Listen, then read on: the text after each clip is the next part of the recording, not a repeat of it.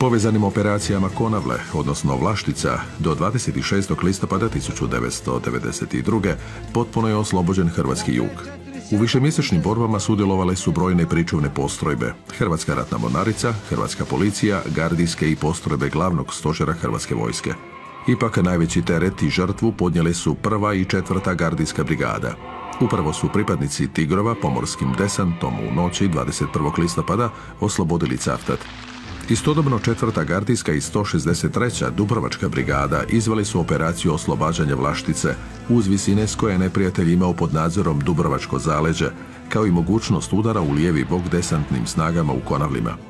Prema sporazumu potpisanom u Ženevi nekoliko tjedana prije, postrojbe JNA trebale su napustiti to područje, no operacija Vlaštica izvedena je na inicijativu generala Bobetka, koji nije vjerovao političkim dogovorima i operativnim mogućnostima snaga UN-a da preuzmu ta područja prije nego što ih snage JNA u povlačenju manevrom prepuste srpskim postrojbama s teritorija Bosne i Hercegovine.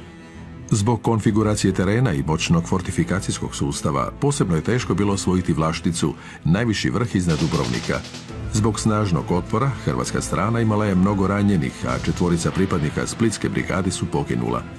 Zbog pritiska međunarodne zajednice, državni vrh sugerirao obustavu operacije, no hrvatske snage munjevite su očistile sva preostala okupirana područja, čime su stvoreni uvjeti za povratak više od 20.000 prognanih Hrvata.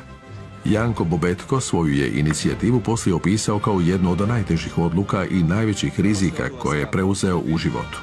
Čast postrojbama koje su u tolike mjesece oslobađale hrvatski jug, 3 dana poslije iskazao je državni vrh s predsjednikom Franjom Tuđmanom na čelu, posjetom Dubrovniku i veličanstvenom vojnom smotrom u Gruškoj luci.